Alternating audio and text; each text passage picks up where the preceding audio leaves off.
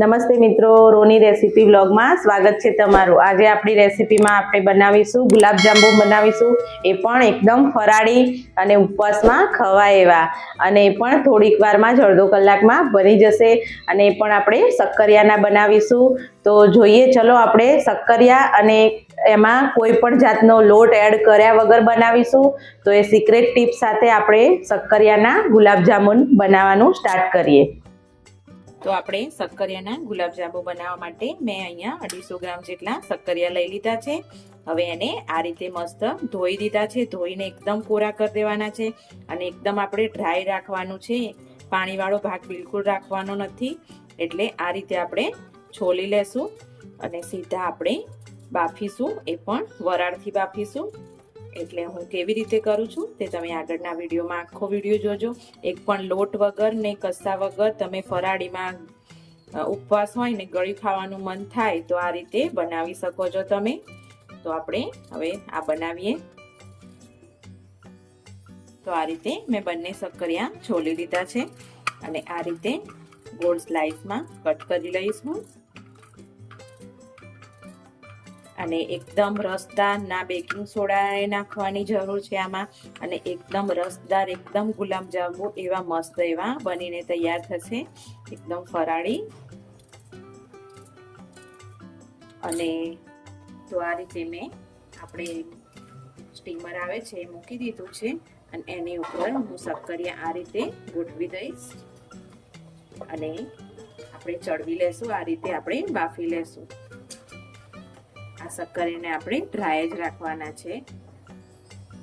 તો આ રીતે આપણે બાફી લેશું।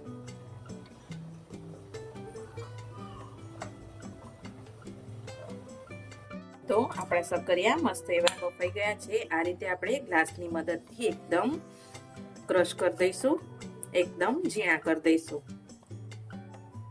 એકદમ લોટ જેવું સ્ટ્રક્ચર થઈ જાય એ રીતે આપણે, મેશર હોય તો મેશરની મદદથી પણ કરી શકો છો। બસ આ રીતે આપણે કરી દઈશું।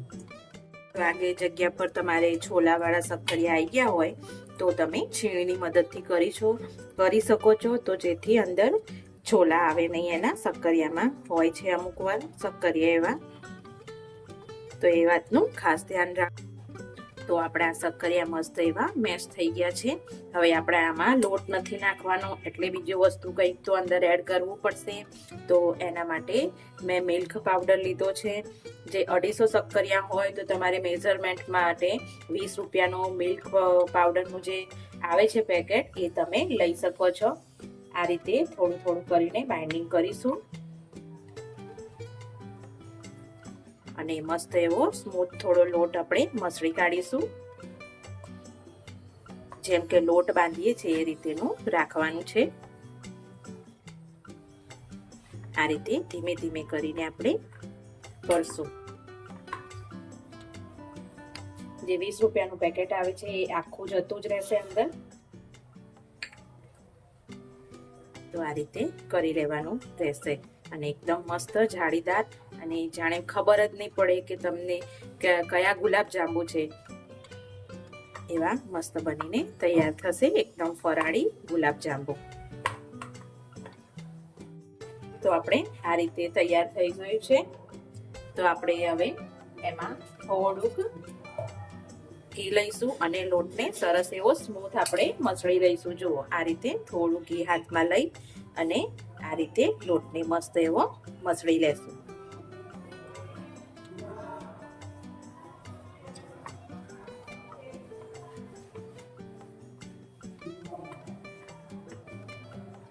એકદમ સ્મૂથ રાખવાનો છે અને આપણે ગુલાબજાંબુ વાળતી વખતે એકદમ ક્રેક ના આવે એનું પણ ધ્યાન રાખવાનું છે। જો દેખાય છે ને મસ્ત એવો આપણે લોટને સ્મૂથ એવો થઈ ગયો છે અને હાથમાં બિલકુલ ચોટતો પણ નથી, એ રીતનો લોટ આપણો તૈયાર થઈ ગયો છે। તો હવે આપણે આના ગોળ ગોળ બોલ્સ બનાવી લઈએ।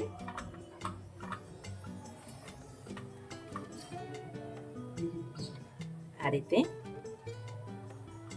હવે બોલ્સ બનાવતા એ વાતનું ધ્યાન રાખવાનું છે કે એક ક્રેક ના આવે, અને એ રીતે આપણે બોલ્સ બનાવવાના છે. જુઓ દેખાય છે, એકે બાજુ પણ ક્રેક રહેતી નથી, અને આ રીતે બધા જ બોલ્સ બનાવી લેવાના છે. તો આ રીતે એક ફ્રાય પેન લઈ લેવાનું છે, અને એમાં આપણે તળવાનું હવે સ્ટાર્ટ કરીશું. અને ધીમું ગેસ રાખી અને આપણે તળીશું બધા જ બોલ્સને. જો આ રીતે ધીમો ગેસ રાખીને બધા જ બોલ્સને આપણે અંદર એડ કરી દઈશું અને ગોલ્ડન બ્રાઉન થવા દઈશું. આપણે પહેલા ચમચો નથી નાખી દેવાનો અંદર.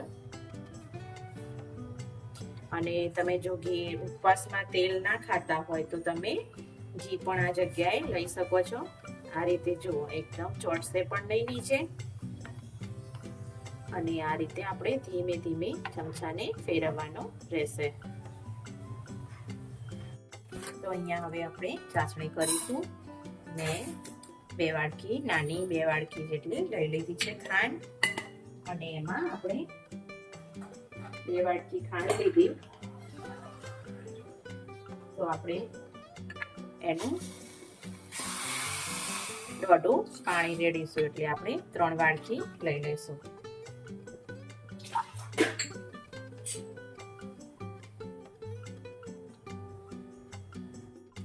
તો આ રીતે આપણે બધા જ ગુલાબજાંબુ મસ્ત એવા અંદર સુધી સોફ્ટ થઈ ગયા છે. તો આપણે કાઢી લેશું.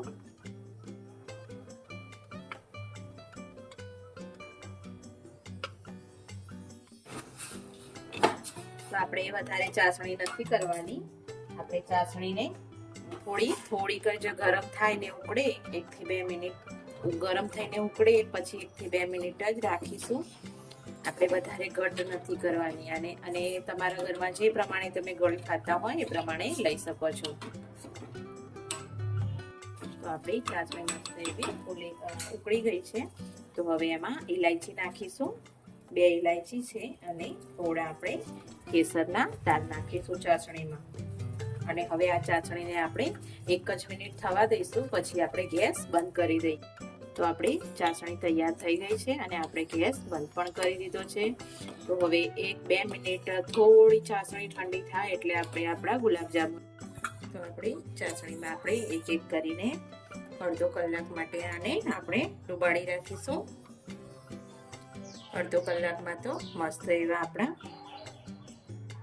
ગુલાબજાંબુ તૈયાર થઈ જશે ફરાળી. તો આ રીતે બધા ડુબાડી દેવાના છે.